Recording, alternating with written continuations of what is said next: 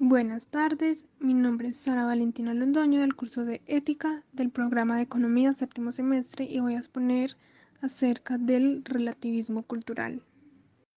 El relativismo cultural es una teoría acerca de la naturaleza de la moral. A primera vista parece bastante razonable, sin embargo, como todas las teorías de este tipo, puede evaluarse sometiéndola a un análisis racional y cuando analizamos el relativismo cultural, vemos que no es tan razonable como pareciera al principio.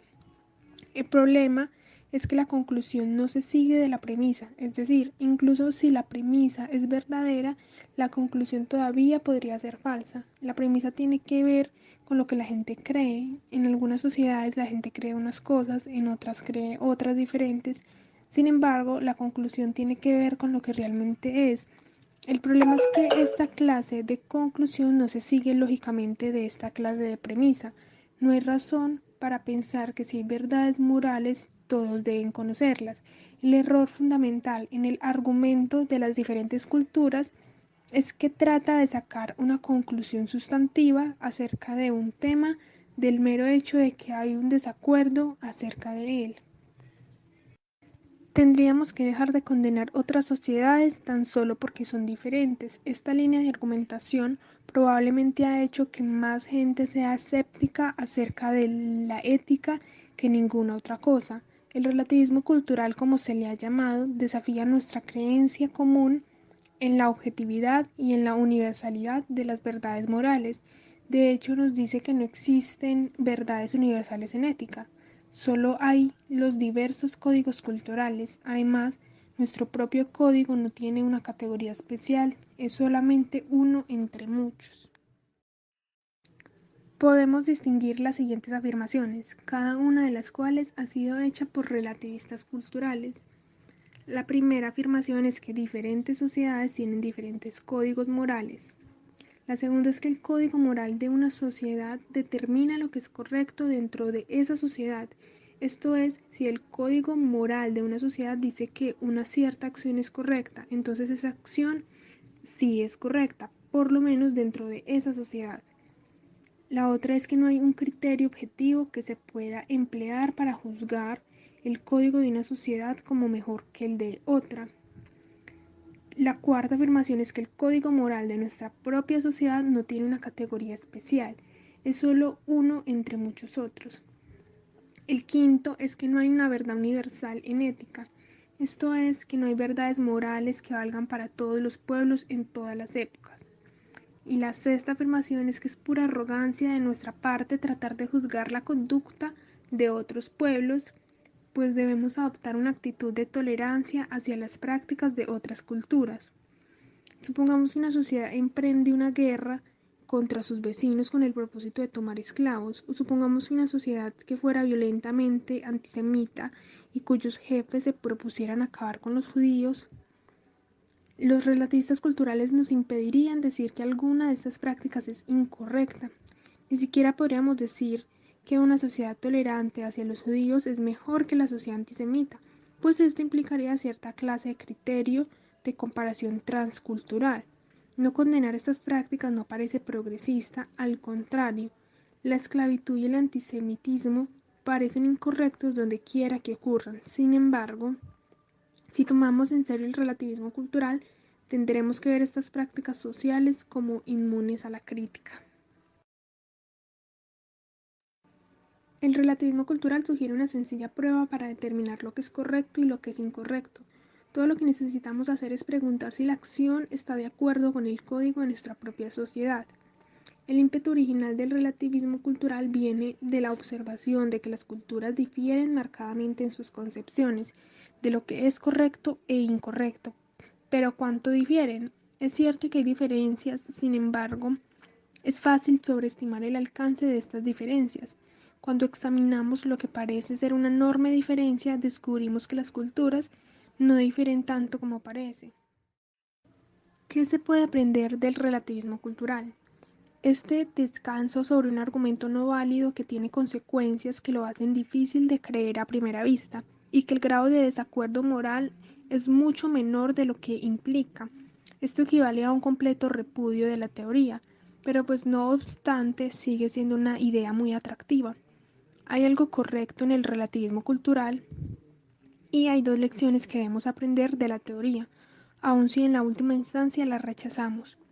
La primera lección es que el relativismo cultural nos previene con razón del peligro de suponer que todas nuestras preferencias están basadas en algún criterio racional absoluto, pues no lo están. Muchas de nuestras prácticas son simplemente características de nuestra sociedad, y es fácil perder de vista este hecho. Hay muchas otras cuestiones sobre las que solemos pensar en función de lo que es objetivamente correcto e incorrecto, que en realidad no son más que convenciones sociales. Y la segunda lección tiene que ver con mantener una actitud abierta en el transcurso del crecimiento. Cada uno de nosotros ha adquirido algunas ideas firmes, hemos aprendido a pensar que algunos tipos de conductas son aceptables y hemos aprendido a rechazar otros. En ocasiones estas ideas firmes son puestas en tela de juicio. Entre los autores más representantes de la teoría está Heródoto, que en su historia ilustraba un tema recurrente en la literatura de ciencias sociales. Culturas diferentes tienen códigos morales diferentes y lo que es correcto dentro de un grupo puede ser completamente detestable para los miembros de otro y viceversa. Heródoto decía que si alguien, quien sea, tuviera la oportunidad de escoger de entre todas las naciones del mundo el conjunto de creencias que le pareciera el mejor, después de considerar cuidadosamente sus méritos relativos, inevitablemente elegiría el de su propio país. Todos, sin excepción, creemos que nuestras costumbres nativas y la religión en la que hemos crecido son las mejores.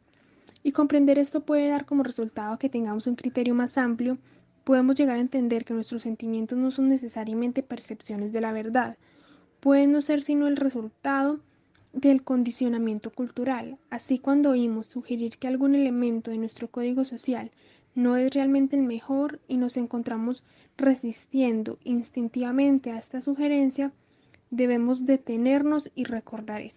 Otro autor importante en la teoría fue William Graham Sumner, que era el gran precursor de la sociología, y en un escrito de 1906 lo resumió de este modo: la forma correcta es la forma que emplearon los antepasados y que ha sido transmitida. La tradición es su propia justificación. No se la somete a verificación por la experiencia. La idea de lo correcto está en las costumbres tradicionales, no fuera de ellas, ni tiene un origen independiente y que se introduce para probarlas. En las costumbres tradicionales lo que es lo correcto, y así es porque son tradicionales, y de este modo contienen en sí mismas la autoridad de los espíritus ancestrales.